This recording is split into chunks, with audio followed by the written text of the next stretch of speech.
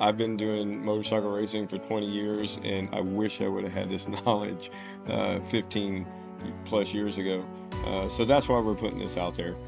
And I thought making a video should be very helpful for a lot of you guys can watch it online instead of lining up to find Chris outside of his trailer. He forced me to do this, by the way. Yes. He forced Everyone. me. He flew all the way from Houston to Granbury and made me do this. So we decided to fly with my good friends and pilot, Dr. Liang, and to Granbury today.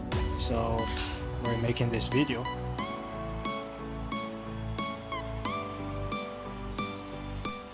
I'm Christopher Hamlett. I'm the owner of South Central Race Center here in Texas. You may see me running around the MotoAmerica paddock performing my tire technician duties for the Warhorse HSBK Lube+Tire Celtic racing team, where I support Cam Peterson and Risting Driggs. Back home in Texas, I'm the owner of South Central Race Center, who is the regional vendor of Pirelli race tires. I provide local assistance at the club level with CMRA for a lot of the guys there, trying to help them do their best and perform and win championships. I also work with RideSmart, where I try to do the same thing and bring an educational experience to all the new guys coming into the sport. My whole goal is to try to bring the knowledge and technologies that I'm learning out here on the professional world back home to you guys to help your RideSmart day go smoother, faster, and get better performance out of your Pirelli tires.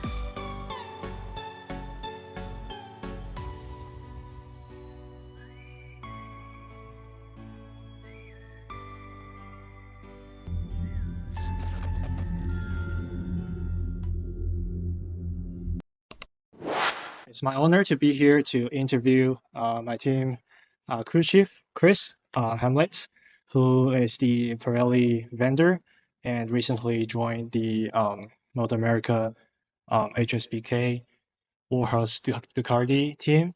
Economy Lube plus and Tire. Celtic Racing. Yes. So sorry, I'm not very familiar with that, but so today we decided to make the video of some tire knowledge that Chris has been trying to share with most of you guys for a long time, and I thought making a video should will be very helpful for a lot of you guys can watch it online instead of lining up to find Chris outside of his trailer.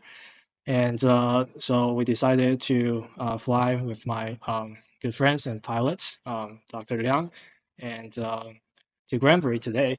So we're making this video. Yeah. So welcome. Well, thank you. Thank you. First of all, thank you for coming. Thank you to Dr. Young for providing his time and giving us this opportunity to sit down and film this. I know this is something that we've discussed for quite some time. I think as anybody that's in the racing world knows that time is precious. We don't get a lot of it. So trying to find the time to do this has been a little difficult. So thank you so much, Dr. Young, for allowing you to bring Han and the equipment to my location. So yeah, let's get into it. Okay, sure. So today, sorry, it's a little bit hard for me. It's hard for all of us. Yeah, I mean, the first things I'm trying to ask is actually, you just came back from the Barber race, right? So MotoAmerica race at Barber. Yes. Working as a tire technician in HSBK team. So, I just want you to briefly talk about what is that because I haven't heard a lot about it. Okay, sure. So 2 weeks ago, we were at MotoGP. Yeah. Well, we were actually at the MotoGP event, and then we went there. Well, you went there for the ARD day. Yes. I actually showed up the Wednesday before because I was mechanicking for a young rider that was his first experience with the Junior Talent Cup. So I helped him at the testing at Crescent a couple of weeks before that, and I've worked with him. He's been on my endurance team in CMRA for the last 3 or 4 years now. I've watched this kid grow, and he's an amazing rider. yeah, I don't know what to say about him. He's an awesome kid.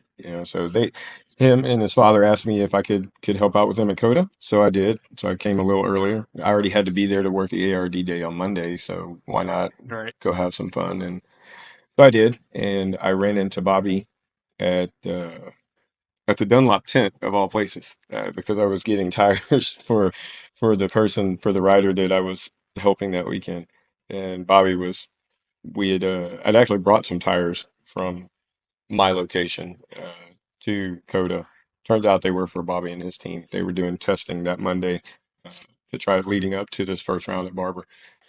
So as I was talking with Bobby, he had mentioned to me that there was a need, an opening on the Super Sport team for a tire technician, and we chatted for a while. He kind of got a sense of the style and the knowledge that I have about tires and how I run, you know, SCRC, and try to provide the same type of information with regards to pressures, tire temperatures, and all of these things, which is exactly what they use at the pro level.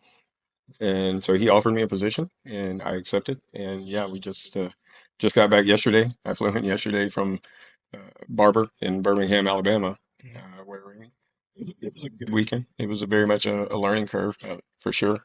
But obviously at that level, you're talking about last year they won the Superbike championship. So obviously these guys are very serious.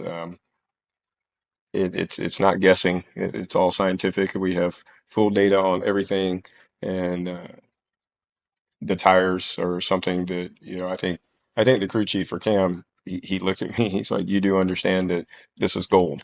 Like, we only get so many of these, and this is gold. Like, this is extremely important. What you do." And I was very honored to for them to trust me in that manner. It was a lot to learn, especially you kind of dive in with both feet. I was thrown to the fire. I did had some amazing help from some of the other guys on the crew that have been working with them for the last several years. So, and all in all, it was an amazing experience. And truly looking forward for the next round in Atlanta. So, Yeah, it will happen soon, right? yeah, I think we're back there in 3 weeks. So busy, busy, busy. Obviously I support CMRA, which Right. we have, I think, 8 rounds on the schedule. So have a little bit of a break right now with CMRA. Then we had about 5 weeks. So I had this round at Barber.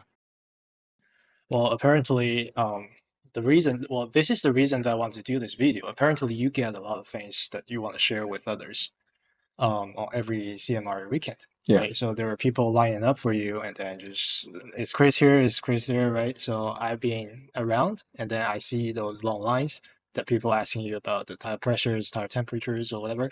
But I believe they almost 90% of them only focus on tire pressures, Yeah, right? I would And agree. I don't ever heard anyone actually ask about temperature settings. Yeah.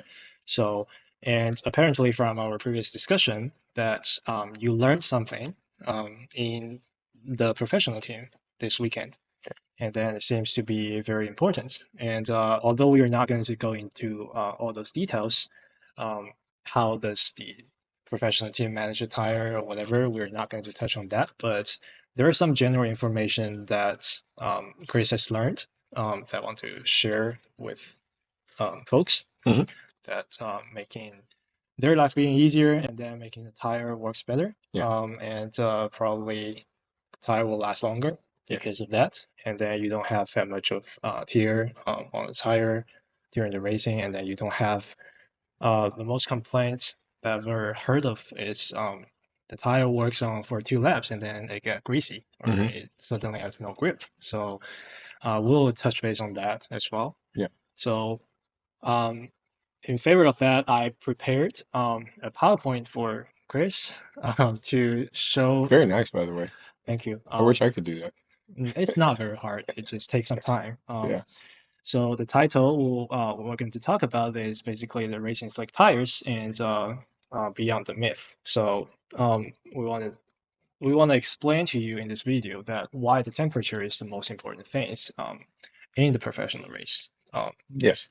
So okay. Yeah. So talking about that, one of the things that I learned, and this actually was something that I think came to my own mind years ago, which is why I think that allowed me to get the opportunity to work with the MotoAmerica team. Um, it's not a secret that temperature affects every chemical compound in the world. Hmm. The basics of when it freezes, what's the first thing we think about? We got to wrap our pipes and do things because water after 0 degrees Celsius and below, or 32 Fahrenheit or below, it goes from a liquid to a solid, which expands, and then we have bursted pipes, right? On the opposite side, at 100 cell or 212 Fahrenheit, it turns to a gas. Um, and if you just look at it from just that simplicity of science, that temperature affects the molecules, whether they come together or they expand apart. When the colder it is, the molecular structure gets really tight. Right. And the hotter it is, the molecular structure builds gaps and causes that. So when we look at that from a tire standpoint, I put an air pressure in. That air is just molecules, Right. right? It's I forget what the true was it. I don't know what air is, CO2 or whatever. I'm not a bachelor in science, That's fine. but we understand that if I give you an air pressure, let's say it's 35 psi on the front and 25 psi on the rear, and you put that air pressure on your gauge in the tire. And a lot of people refer to this, is this cold pressure or is this hot pressure?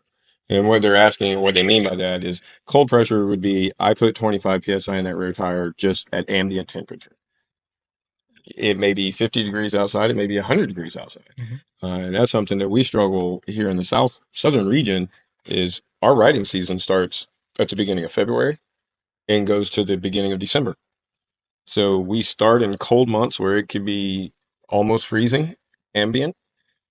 And in the middle of the summer, at ECR, I think the ambient temperature was like 107. Yeah. The track temperature was 147 degrees. Yeah, it's pretty hot. uh, Tires melting. the tire's melting. Yeah, there's no data. I called Pirelli. There's no data on 147 degree track temperature. Uh, Right. but the point of that being is that when the air temperature changes, it affects the molecules inside the tire. So the hotter it gets, the air expands. So if I started at, let's say, we're in times right now where the ambient temperature is 70 degrees Fahrenheit, I put in 25 pounds of pressure in my rear tire, and then we get out on the track, without a tire warmer, that tire is going to, the temperature is going to grow from 70 possibly to 140, 150. All right. 160 plus, right? Depending on how fast you are. Yes. With that temperature growth, we're going to see an air pressure increase. Yes. With an air pressure increase, it's going to change the shape of the tire. And it's also going to change the chemical grip of the tire. So that's basically why we work with temperature first and pressure. A lot of people don't understand the way that a tire is made, so you have this rubber compound, and with every compound of a tire, for Pirelli, it's an SC3 is our hardest compound. Then we go to SC2, SC1, SC0, SCX, SCQ, depending on the sizes, right? From 3 down to the Q, it's a softer, what we in layman's terms say is a softer compound from A to B, A to Z. But it's not just that the rubber is softer. There's a chemical that is injected into that rubber when the tire is being molded. Hmm. And that chemical, based upon a temperature, can break down the rubber. So again, if we go back to our water analogy, at 212 degrees Fahrenheit or 100 degrees Celsius, water will turn from a liquid to a gas. It'll evaporate. So the chemicals that they inject into the tires when they're being formed are scientifically designed to have a chemical reaction between a certain temperature range. Hmm. So when we're within that range of that specific compound of that chemical in that tire, that's where we get the compound to break down, melt the rubber, and give us maximum adhesion to the track surface. it seems like temperature is really important. It's extremely important. I would say it's more important than air pressure. Okay. What we're trying to do is start out at the proper temperature and then correlate the pressure that we want our contact patch to be. How much do we want that tire to deform at this temperature, not down here? And that's where we get into managing tire properties. That's why I'm a big proponent of digital tire warmers and the tools, a couple of tools that are used for that. So, giving a little bit more information to whatever I just proposed, my understanding of why lower pressure is not good for a race or lower than optimal pressure. Mhm. Because if we look at here, that I put three illustrations here, and then the middle one is the optimal contact, which means you maintain the heat, you maintain the pace, and then you constantly generate heat, and then but the ambient temperature is constantly, you know, um, release that heat from the tire, Yes. right? So the tire hit the equilibrium for the whole race, and then you have the temperature, you know, um, very stable. Then in that case, according to the air pressure to temperature equation, so in given the tire is restraining all those air in the tire, so in a certain space where if your temperature doesn't change, then you are not having any pressure change. That's theoretical. So if we look at that, um, in the middle part, you have the optimal contact, and then where you have the stabilized heat and the maximum performance, where if you go too low on the air pressure in the beginning, then it usually get too much contact during your riding in the first two laps, and you will probably have a better grip than normal in the first two laps, but those grips are going to cause the tire temperature to rise very high. So basically, you're setting a correct temperature, and then those heat generated during your riding will raise the temperature up. Correct. And then you are going to face a problem that losing the rubbers and unstable performance in probably the third or fourth lap. Yeah. And it's not, a lot of people also do not consider the fact that there is such a thing as too much grip. Um, I think most riders, particularly at the club level and track day level, their biggest focus, their biggest concern is a lack of grip. They're afraid that the tire is going to break free and the bike is going to slide and they're going to get a high side or their low side or whatever. They're going to crash, right? Um, Most of them don't think about the opposing side of that is when you have so much grip coming out of the corner, it will unload the front end, which will cause you to run wide on a corner exit. So our whole goal is lap times. And the result of fast lap times is the potential to win or be on the podium. So everything is about time. And if I don't have the proper setup and I have too much grip at the beginning, we make lap after lap after lap, and we try to find our brake markers, our turning points, and we adjust our suspension to have this fluid motion around the racetrack. And if I have a lot of grip in the first two laps, that could also throw my corner exit out. So if I have to roll off the throttle because I'm going to run off the track, well, now I've lost time. And then two laps later, my brain has gotten, okay, I've calculated this forward trajectory, so I adjust my throttle hand to make the turn smoothly, and now all of a sudden that grip's not there anymore. So now I'm too shallow, so it's that's the beauty of the sport. It's very it's very scientific to a certain point, but the rider has to be able to accommodate that and constantly changing on the fly while they're riding. So my job is to try to give the rider the setup suspension wise and tire performance that's going to be consistent. I need that man or woman or child to at a club level 6 to 8 laps in a race.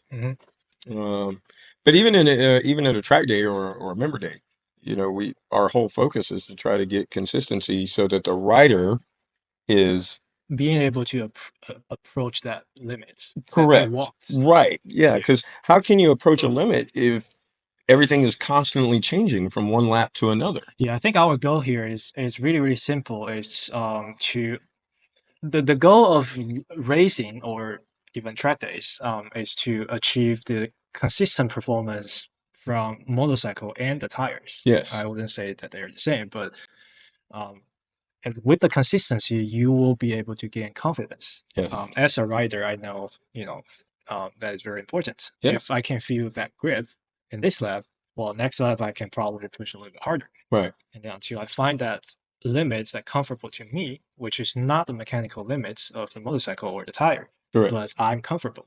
So no matter in racing or in the track day, if you lose that, or if you, for example, if you get too low air pressure and it cause um, tire performance underperformed, then you have trouble. Yeah. So that's what I feel.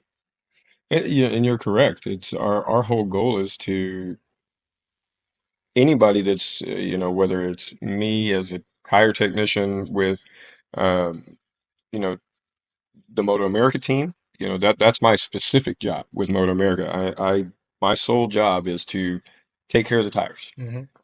make sure that they're the optimum temperature and optimal pressure that our data engineers ask for, and then I have to correlate that when they get off the track. And fortunately for us, we have live data streams on everything, so it's a little easier because we can monitor it in real time and correlate that to whether a rider made an input, but we don't have that at the club level, right? Like So what that's should we do then? so I think the biggest thing is to, if you understand it, we've been racing for many, many years. All the technology and things that we have now are great, but there's still a way to do this with some very basic tools. Mhm. Understanding and seeing it in real time, it's nice, but let's face it, I can't make any adjustments to the motorcycle while he's riding it now, can I? Yeah. No. So all I can do is extrapolate from that data as I'm looking at it in real time. I'm using that information to make adjustments for the next time we go out, Mhm. right? So, but it's no different than what you and I work on. Mm-hmm. You Yeah, know, talk a little bit more about that, because I know that this year I start to work with you, and Mhm. then my tire looks way better than what I used to be. What I used to get. Yeah. Again, it was just bringing or implementing the system of understanding that heat and temperature correlates to the pressure. Mhm. And that goes for everything about the motorcycle. It's not just the tires and the air; it's also in the suspension too. If we're out on colder days, you think about if you open a bottle of motor oil and it's 40 degrees outside and you pour it, it's very thick. If Yes. you pour it and it's been sitting outside and it's 100 degrees, it's very thin. So there's a lot of factors about temperature of how that correlates. And when you and I started working together, I was very happy that you had a set of digital warmers because it makes my job a little easier. Um, and the tools are very simple. I mean, bare minimum, you have to have a pressure gauge, right? Mm-hmm. So, you got to have a reference or a gauge to set your air pressures.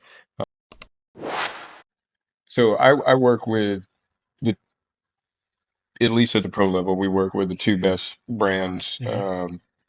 that are out there. Mm-hmm. Our team, we use thermal technology, Mm-hmm. which you Which can, is what we are going to get. yes, which is what we will be using. Right after he get off the weekend, and then he said to me that, Han, we need a set of new tire warmers. And I Yes, was like, why? You were like saying, you really want to ask me why? that is exactly how that went. Yeah, Yeah. why? I was like, do you want to ask that Yeah, I question? want to ask, but I Yeah, know yeah, it's important, but yeah. I So, don't know how important it is. it's extremely important. So at the professional level, we work with two different brands. The team that I'm a part of now, we're working with thermal technology. It's a European company. There's also another company called KLS, which is you will see throughout the paddock. Between these two brands, you're going to see these are the top tiers. Between MotoGP, World Superbike, you will also see KLS and Formula One. So these are companies that really primarily focus on this specific task for heating not only the tires, uh, but the rims. So I'll give you an example. Sure. These are the digital tire warmers that That's mine. we've been currently using, which I recommend at the bare minimum for anybody. Even if you're a track day rider, there's several brands out there. There's Woodcraft, there's Chicken Hawk. Um, you can get into the stuff that we use, thermal technology or KLS. Here's my theory on tire warmers. If you get a good brand, a rock solid brand, such as a KLS or a thermal technology, it's a one-time purchase. They have warranties for like 3 years. They have warranties. Both of these companies, in the event that we've had any sort of minute failure, I send it back, they fix it, they give me another. They'll ship me a new one while they fix my old. Um, it's and if you think about it from a dollars and cents point of view, let's say I spent $1,000 on a really good brand of tire warmers that's digital, that gives me all the control that I need. Having that control, if you start to understand what we're talking about right now, how temperature affects the performance and the longevity of a tire, let's face it, what's a set of tires cost nowadays, hon? $500 a set? Yes. $500 for a set of slicks on average, give or take. If I paid $1,000 for a set of tire warmers and I could get 2 or 3 additional races or sessions at a track day out of that slick because I can control the temperature of my tire within one season, I think a cheap set of tire warmers is what, $400 Yeah, 45. for a single temp, and I'll go into that in more detail later. But the cheapest set of tire warmers is $400 to $500. So for a one-time purchase, I get a good set of tire warmers that I have full control. I promise you, you'll pay for it in tires in less than a season. Yeah, It's just the well, mathematics. it occurs to me that why single temp tire warmers are not optimal because we get so many conditions Yeah. here in Texas, especially. Yes. Probably in California, it's a little bit different. Sometimes the track temp it's 55 degrees, and then we just cannot heat up our tires up to like 200 Fahrenheit, right? Correct. So if we do that, then we're basically ruining up the tire, like Correct. a heat cycle. Yeah. But for like every heat cycle for various sessions, because you have 200 degrees and then you go out and then you come back for probably 120 degrees. Correct. And then you heat up again and then just, the tire will be ruined a day. Yeah. But I recall that you set my tire warmers in about like a Hallett, for example. There's the first sessions you set about 120 or 130 degrees. Correct. And in the afternoon sessions, we set about like 195. Yeah. And then we probe it. We measure the temperature to make sure that we, go to the right temperature. And we also measure the temperature when we come back.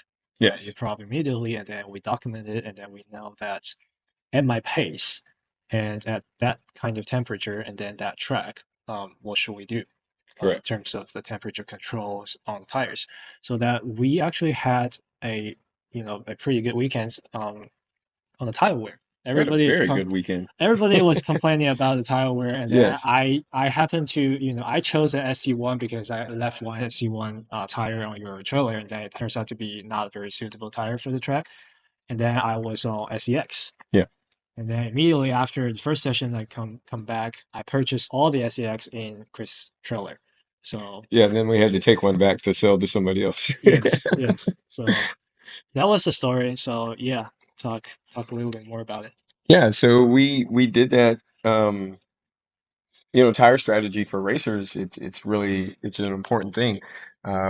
If you are racing and you don't have a tire strategy, then that's just it's something that you should consider adding as you develop your racecraft. Um, it's very difficult to do this. It's hard to get faster, right? And the way I look at trying to get faster is trying to alleviate all of these things that could be preventing me from getting faster, or things that I need to overcome. And the more consistency you can have with the machine, then the more time you can focus on yourself as a rider. Right. You know, we're all any racer that's ever gotten to even a mediocre point at a club level, much less the guys that have gone beyond and you know, at the highest levels of club or gone into the pro level, they will all tell you we're all looking for a feeling. Yep. If it feels comfortable, we're going to go faster Yes. because we don't have the fear of crashing. Right. The bike feels, it turns, it's hooked, it goes, it turns. That's what we're always searching for. So that's why we're constantly adjusting suspension and things of this nature for every track. And I understand, you know, when you just show up and you're a one-man crew, or maybe it's just you and a buddy, you don't have a whole team behind you and supporting you, right? So some of these tools like digital tire warmers and a tire probe, these are just simple, inexpensive tools. The tire probe, I get them off of Amazon. It's an Accutech digital tire probe. I think it cost me $150. Yeah, almost that. Yeah, so it's not an expensive tool. Again, it's like a tire warmer. It's a one-time purchase. Um, and all we're trying to promote is consistency, so that when you get on the bike and you go out there and ride, your machine feels consistent so that you as a rider can progress. And if it doesn't feel good, then you can come back in and say, okay, well, this didn't feel good, and we need to make some changes to the suspension. Right. Or we need to look at the data. We need to look at your lines and say, are you on the right line?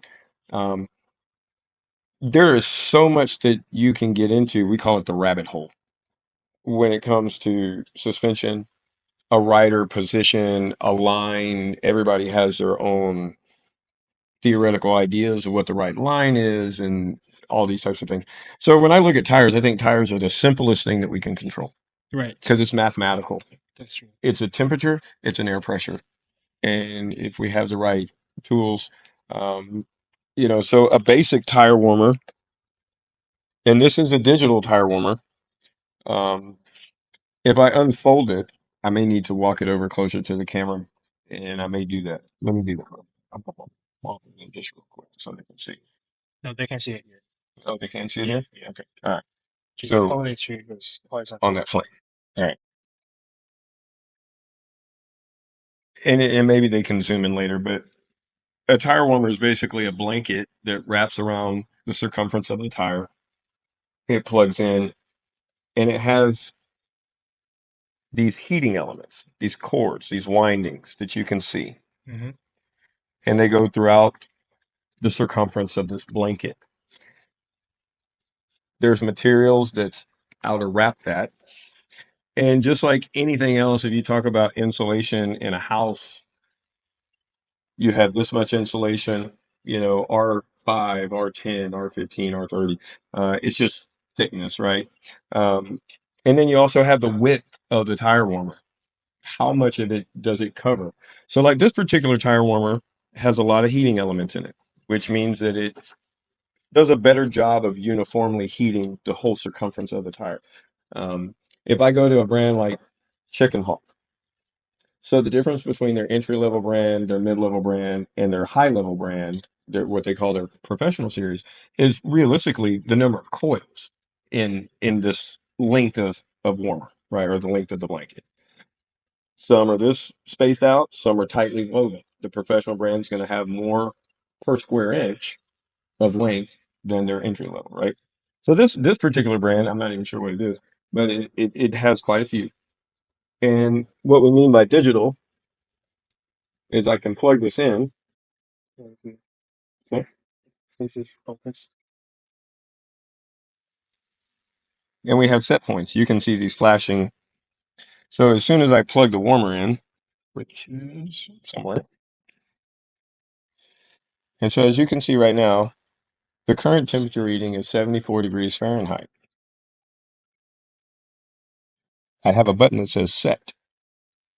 And when I press it, it tells me that we had this set to 160 degrees, which means this is going to heat up to 160 degrees, and then it's going to kick on, it's going to cycle and try to maintain that, right? I can hit the set button and I can lower that from 160 to 150 down to 120 and as high as I think 215, I think is what the height is. And we use that to coincide with the track temperature and the weather conditions, right? Like, like I said, here in Texas, we have an expanse of riding time. We start in the beginning of February and go all year through the beginning of December. So, it was in the 30s or 40s when we first started. That I think it was February 8th, we had our first track day and then a race the weekend afterwards. So we will use those digital tire warmers to get our target of what temperature and pressure you're going to get to as you're on the track. That's our whole goal. And then with the thermal technology, we also have rim heaters. So there's a whole secondary piece of fabric that has elements similar to that fold in on top of the wheel, and they heat them separately. Okay. So I have control of my external tire temperature, and I have control of my rim temperature. And it's a tri-zone, so I can control top, middle of the tire, and the lower half of the tire at different set points. So I can get uniform heating. So let's say, for example, it's very windy outside, and generally when it's windy, the wind hits the outer portion of the tire, right?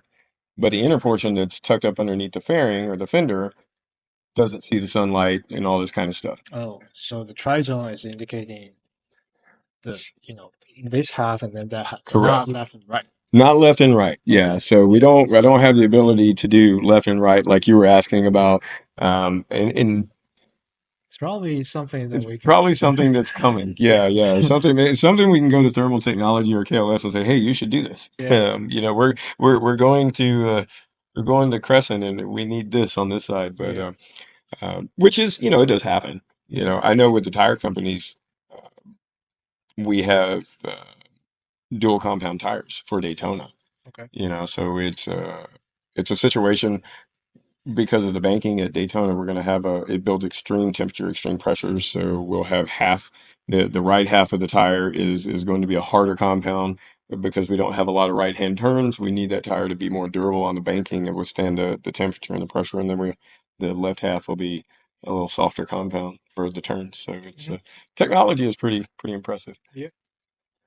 So the last part, for the general audience, apparently everyone has been trying to ask you about the tire compound selection, pressure selection, and then seldomly people ask about the temperature controls. But yes, I believe after these videos, people are more aware of that. And then I hope so. Yeah, Yeah, and I I hope hope so so. too. And just to give, would you mind to give like the audience on the screens, um, that what is empirical tire selection? Sure.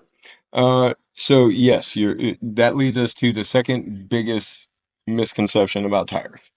I have so many people come to me, oh, just give me the stickiest tire you got. Really? Well, the thing I'm interpreting this is that if you have for example, you're using the softest tire in the cold weather, Yeah, you will not be able to generate enough heat with your riding. that's correct. And after a few laps, the tire will cool off, and you will lose a grip. Right. It's not going to perform as well as the harder compound. That's correct. So based on this information, we actually separated the temperature. It's actually the track temperature, not the ambient temperature. Yeah. And it's, let's say, cold, below 60, and then the medium range is 60 and 80. And then after the 80, it's, there's something that we cannot control. So Right. sometimes it's 140, but those are extreme conditions that will not result in optimal performance of the tire for sure. Right. So, and we also have the weather, if it's sunny or if it's like windy, that's important because, or it's overcasting. So sometimes overcasting, it's, compared to sunny, you have, less heat building up in the track. Correct. Yeah. So, and then with different tire compounds, you probably can advise us on how to select them generally. Sure. So generally with Pirelli, and again, we'll kind of revert back to something we touched on previously, where we talked about the way the tires are made. They have the rubber, and there's a chemical injection in that rubber, and that chemical breaks down within a certain heat range, right? Um, so to simplify things, generally with Pirelli, the colder the weather, the colder the track temperatures, the harder compound is what we want to go with. Why is that? Because the chemical that's injected in an SE3 Mhm. will break the rubber down at a lower temperature. So essentially, it's got a lower melting point, right? So the rubber has a lower melting point, meaning at 50 to 60 degrees, you're ambient, you're probably still going to reach, even a slow pace rider is probably going to reach triple digits. They're going to reach 100 to 110 on a rear tire or a front tire on track. Yes. So our SE3 operating window is going to be better at a lower. It's going to break down at a lower So temperature. if I'm understanding correctly, if I use, for example, SC0, during the ambient temperature or track temperature is lower than 60 degrees, and then you are using SC3, we can probably generate enough, well, not enough, but we can probably generate the same heat of the tire, for example, like 120 degrees. Right. But then the SC3 is going to perform way better than the SC0 Correct. at 120 degrees. So Correct. that's why we have that, kind of illustration form that for, reference. Correct. Yeah, that's exactly right. So the lower that we go or the softer we go in compounds with Pirelli, eh, it's not 100% exact where from this temperature, SC3, from here to here, SC2, 1 to 1, right? It's not a direct correlation. Yeah. So an SE3 generally works better in cooler temperatures. Our SE2 has a very wide spectrum. So it is a popular choice for a lot of track day guys that are, medium to semi-quick, because they can get that tire in the optimal heat range for that particular compound. Then the ones are going to be, there's going to be some overlap, right? So when it comes to racing, there's times like we experienced this at Hallett this last round. I think the ambient temperatures were in the 40s and sometimes got into the upper, mid 50s Fahrenheit. And we're seeing some tire temperatures within this range where there's an overlap between a 2 and a 1. And we're like, well, what do we prefer? So some racers chose the 1, some racers chose the 2. We get in some circumstances where it's not so cut and dry, and we defer to the rider. I have several riders that I've worked with last year that we set 3 track records in the CMRA, working on this premise that temperature is more important than pressure, that pressure is a byproduct of temperature. And we worked very well with that rider and his crew, the crew at 11 Motorsports that's taking care of him. And we were able to have some very good success because they trusted me. They bought into this understanding that, this is science. This is not just made up stuff. And when it comes to the compounds, the general premise, when I was racing and didn't have all the understanding, my general premise was if it was below 60, I was going to run an SE3. If it was 60 to 70, 75 ambient, I would run an SE2. If it was 75, 80-ish to 90, I would run an SE1. 90 and above, I'd run an SE0. So that's just a very basic. This is something that I kind of figured out that worked for me as a racer 10 years ago. Not having any of the technical knowledge and understanding and engineering knowledge that I have about the tires now. But I still find that little window, that 10-degree ambient temperature, Still very accurate. It still works for most riders, because let's face it, not all of us are or a Josh Herron or a Cam Peterson or Riston Griggs that can go out there and run at a pace that, we have guys here in the CMRA that don't follow that general premise. I have a particular racer that loves the feeling of an SE0. He's fast enough that, as long He as can build up the he, SEC. yes, his riding style, he slides the tire a lot. He backs the bike in a lot, which creates frictional heat. Um, he's not afraid to let the tire spin up, which creates frictional heat. So his skill set and his riding style allow him to run a softer compound and keep that heat in the tire at its optimal performance. But those are few and far between. Not all of us are we love riding, but not all of us are the best. Yeah, So yeah, so my goal is to try to work with every rider, from a tire technology and a tire strategy standpoint, to allow you to go out and perform your best and be consistent, and just to continue to grow and get better. And like I said, if we can take just a small portion of the equation that your brain doesn't have to think about, that you can trust and understand that my tires are good, then you can focus on other things. And it's a lot. It's a lot. The sport is, yeah. if you haven't done it, I recommend it. It's very challenging, it's very difficult, but it's highly gratifying. Mm-hmm. Sure. Well, I think we almost touched base on everything we prepared. Yeah.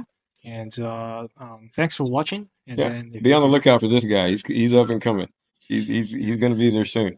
if you if you like our content, please click subscribe. Sorry. Subscribe. Yeah. If you like our content, please click subscribe and like and share to others that you may think can help with them. Yeah. So We'd appreciate it. And again, this is we're not getting paid for this. This is not click through. I'm not putting any of this information out there to try yeah, to you know if there's any products or anything that we ever do talk about, feel free to touch base with us. We'll get you in contact with those. I have no desire to put click-throughs and stuff to where we can profit or benefit off of any of this video. This is right. simply Me too. because Yeah. we're passionate about this. I've been doing motorcycle racing for 20 years, and I've only been in the tire, only purchased the business 2.5 years ago. I've learned so much in 2.5 years. I wish I would have had this knowledge 15 plus years ago.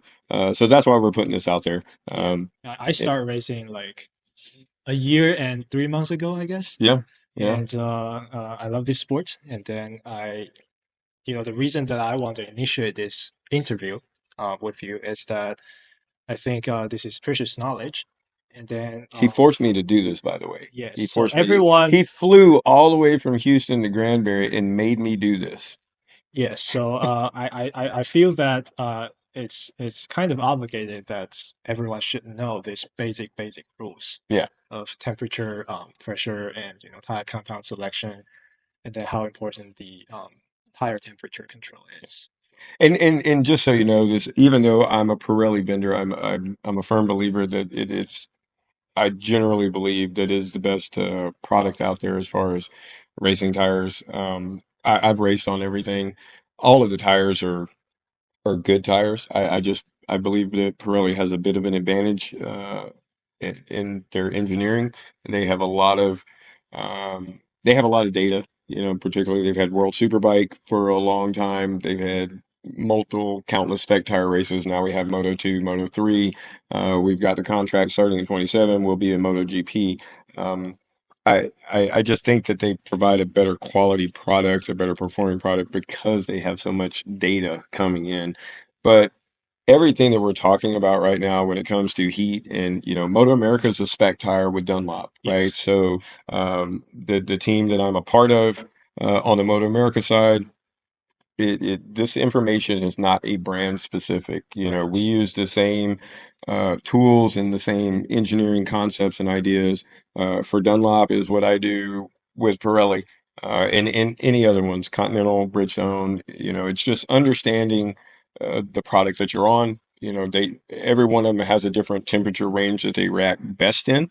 But I do my best to try to understand every one of them out there, because again, my sole purpose is to provide support at the local club level, which obviously at the club level it's Pirelli. But with RideSmart, we got guys coming in from all over the country to ride at a RideSmart event, and some of them show up with their own tires, some of them are brand preferential. So, but this information it goes across the board. So temperature versus pressure. Yeah, temperature versus pressure. And on that note, All right. Thank you I so think much. it's time to go to dinner. Yes. Thank you so much, You're Chris. very welcome. Glad Thank to you. have you here. Thank you, Dr. John.